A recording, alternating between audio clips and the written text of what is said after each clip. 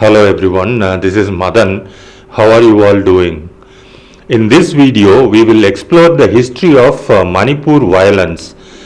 What started it, why it happened, and who is responsible for it.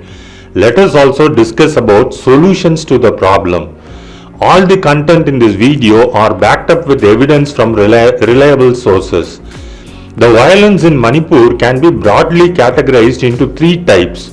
First, about the present violence, the historical violence, and the violence related to separate state. Before going into the past, let me tell you about the present 2023 Manipur violence. The 2023 Manipur violence is an ethnic clash between the non-tribal Meitei people and tribal Kuki people. It erupted on 3rd May 2023 in India's northeastern state of Manipur. The violence has killed at least 60 people and injured at least more than 230 people.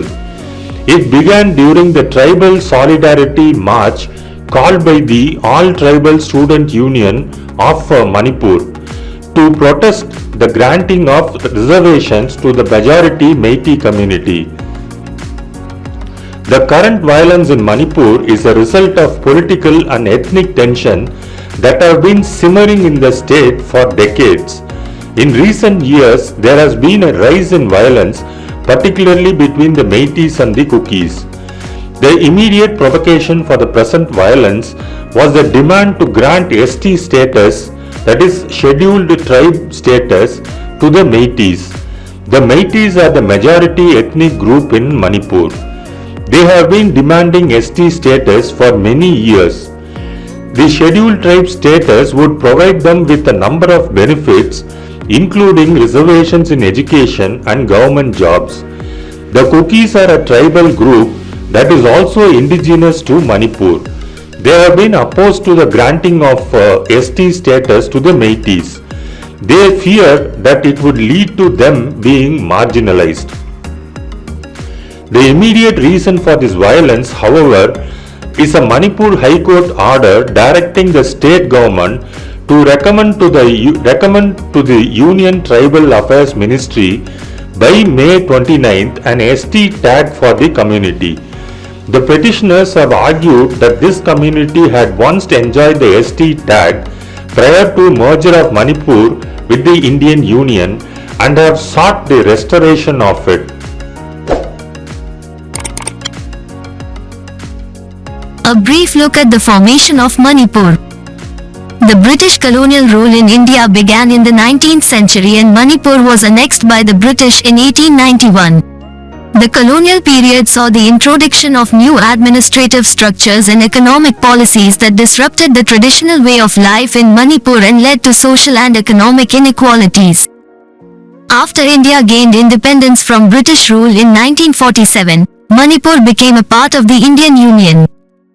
However, the merger was not accepted by many people in Manipur who felt that their identity and autonomy were being threatened. This led to the formation of several armed separatist groups in the state, who demanded independence or greater autonomy for Manipur. Indian government's contribution to the violence. The Indian government's response to the separatist movements in Manipur has been characterized by the use of force and repression. The state has been under the Armed Forces, Special Powers Act, AFSPA, since 1958, which gives sweeping powers to security forces to arrest, search, and use force against suspected militants. The AFSPA has been criticized by human rights organizations for contributing to human rights abuses by security forces in the state. In the 1960s and 1970s, the Government of India launched a series of military operations in Manipur to suppress the separatist movement. These military operations, known as counterinsurgency operations, were characterized by human rights abuses, including extrajudicial killings, torture, and rape. The Indian government has been criticized for its heavy-handed approach in dealing with the separatist groups in Manipur. The use of excessive force by security forces and the lack of accountability for human rights abuses have contributed to the cycle of violence in the state. The Indian government has also been criticized for not doing enough to address the political and ethnic tensions in the state and for neglecting the economic development of Manipur. On the other hand, the Nagas, who are a minority community in Manipur, have been demanding the creation of a separate state of Nagalim, which would include parts of Manipur, Nagaland and Assam. The Nagas believe that they have been historically marginalized and discriminated against by the Meiteis and the Indian government. The responsibility for the violence in Manipur can be attributed to several factors, including the lack of economic development in the state and the actions of the armed separatist groups. The armed separatist groups in Manipur, such as the United National Liberation Front, the People's Liberation Army, and the National Socialist Council of Nagaland Isakmuwa, have been carrying out attacks on security forces and civilians in the state. These groups have also been involved in extortion and kidnapping for ransom. Now if we can list out the reason for violence, the first is ethnic tensions. Manipur is a state with a diverse ethnic population. The Meiteis, Kukis, and other ethnic groups have a long history of conflict. They used to constantly fight with each other. The second factor is, as usual, the games that politicians play is also an important factor. That is political marginalization. The original tribal Kukis have long felt marginalized by the Meitei-dominated government of Manipur. They feel that they have not been given a fair share of power and resources. The third factor is economic inequality. Manipur is one of the poorest states in India. The Kukis are disproportionately poor. They feel that the Meiteis have benefited more from development than they have. The fourth factor is the role of the Indian government. The Indian government has been accused of not doing enough to address the grievances of the Kukis. The government has also been accused of siding with the Meiteis in the conflict. The role of the media. The media has played a significant role in the violence in Manipur. The media has often portrayed the Meitei and Kuki communities as being in conflict with each other. This has helped to perpetuate the violence and has made it more difficult to resolve the conflict. There can be a number of solutions to the problem. The first one being addressing the grievances of the Kuki community. The Indian government needs to do more to address the grievances of the Kuki community. This includes providing them with a fair share of power and resources. The government needs to create a more inclusive political system in Manipur. This means giving all ethnic groups a fair share of power and representation. It needs to address the economic inequality in Manipur. This means investing in infrastructure and development in all parts of the state, not just the Meitei-dominated areas. They have to do more to protect the rights of minorities in Manipur. This includes ensuring that they have access to education, healthcare, and other essential services.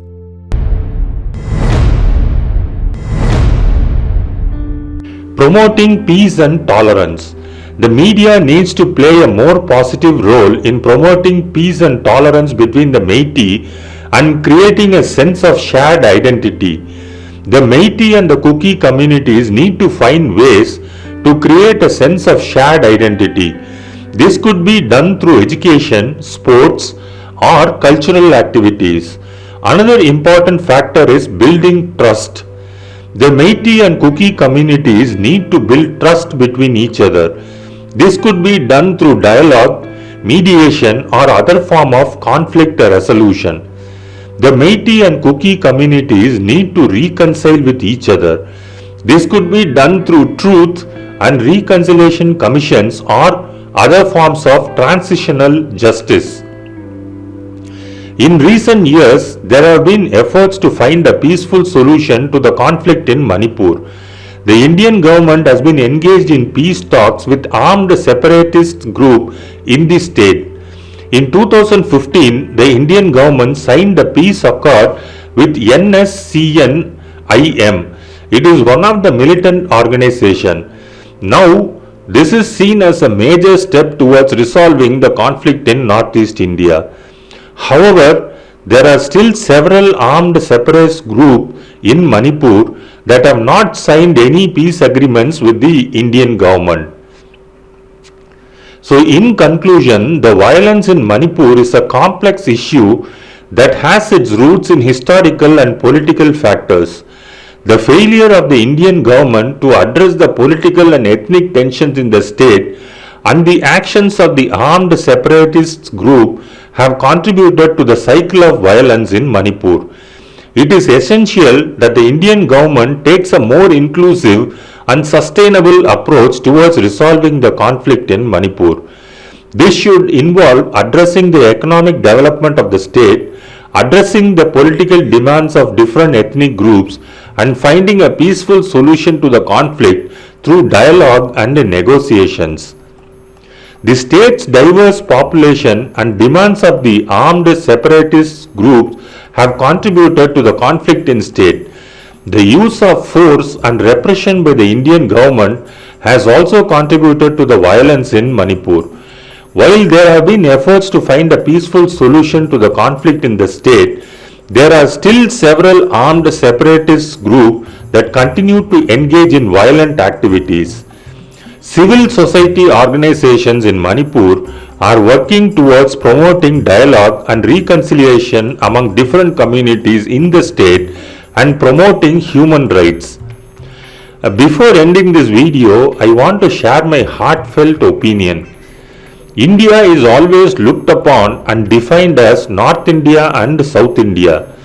But I have had friends from Northeast India. They are very nice people.